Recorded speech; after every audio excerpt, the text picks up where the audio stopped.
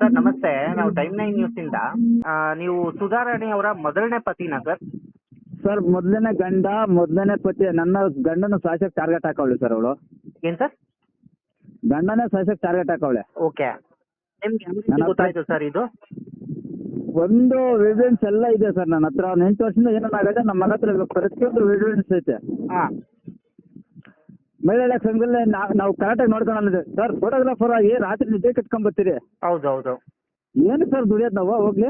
ಹೌದು. ನನ್ನ ಹತ್ರ ಕರೆಕ್ಟ್ ಇರೋದಂದ್ರೆ 2 ವರ್ಷ ಸರ್ ಅವಳು. ಎರಡೇ 8 ವರ್ಷ. ವರ್ಷದಿಂದ ಒಬ್ಬರು ಸೋಲೂರನ್ ಸರ್, ಹಾಂ. ಓಕೆ ಒಬ್ಬನು ಚಿಕ್ಕಬಳ್ಳಾಪುರದವನು ಸರ್ ಅದು.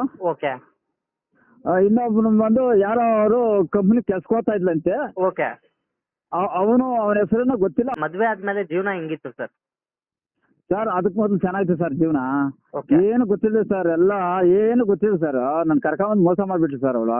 ಓಕೆ ಎತ್ತು ತಾಯಿ ತಂದೆ ಚಿಕ್ಕಪ್ಪರೆಲ್ಲ ಅದನ್ನ ಕ್ಯಾಮ್ರಾ ಕಿತ್ಕೊಂಡ್ರು, ಗಾಡಿ ಕಿತ್ಕೊಂಡ್ರು, ಎಲ್ಲ ಕಿತ್ಕೊಂಡ್ಬಿಟ್ರು ಸರ್ ನಂದು. ಓಕೆ ಸ್ವಂತ ದುಡಿನ ಬಂದು ₹1 ಸಾಲಕ್ಕೆ ಹೋಗ್ದಿರಾ ಇದು ಮಾಡ್ದಿರಾ ರಾತ್ರಿ ಆಗ್ಲ ಕೆಟ್ಟು ₹1 ಪೆಟ್ರೋಲ್ ಹಾಕೊಂಡು ಇವತ್ತು ಅವ್ರ ಮನೆ ಕಟ್ಕೊಟ್ಬಿಟ್ಟು ನಾನು ಈಚೆಗೆ ಬಂದಿದ್ದೀನಿ ಸರ್. ಅವ್ರ ಮನೇಲಿ ಇದ್ದಿದ್ದು.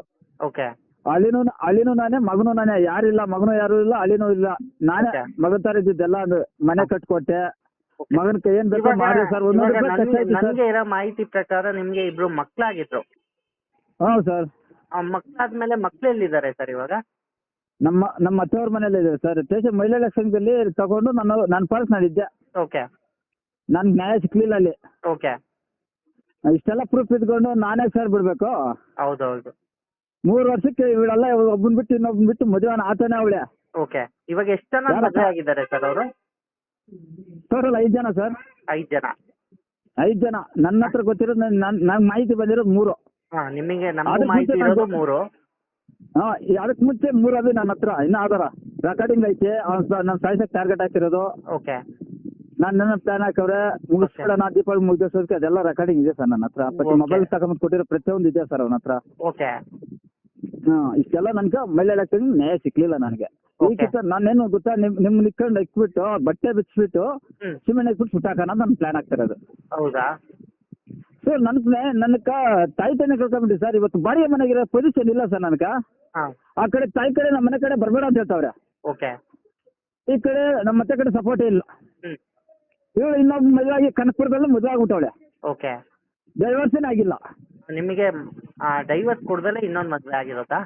ಮದುವೆ ಆಗವಳೆ, 2 ಮದುವೆ ಆಗವಳೆ. Okay. 2 ವರ್ಷಕ್ಕೆ 3 ವರ್ಷಕ್ಕೆ ನನ್ನ ಹತ್ರ ಎವಿಡೆನ್ಸ್ ಎಲ್ಲ ಇದೆ. ಆದ್ರೂ ನನಗೆ ಮೋಸ ಮಾಡಿ ಸರ್, ನೀವು ಮಾಡ್ತಾನೆ ಅವಳೆ ಸರ್ ಅವಳು. ಪೊಲೀಸ್ ಸ್ಟೇಷನ್ ಕಂಪ್ಲೇಂಟ್ ಕೊಟ್ಟಿಲ್ಲ ಇದುವರೆಗೂ?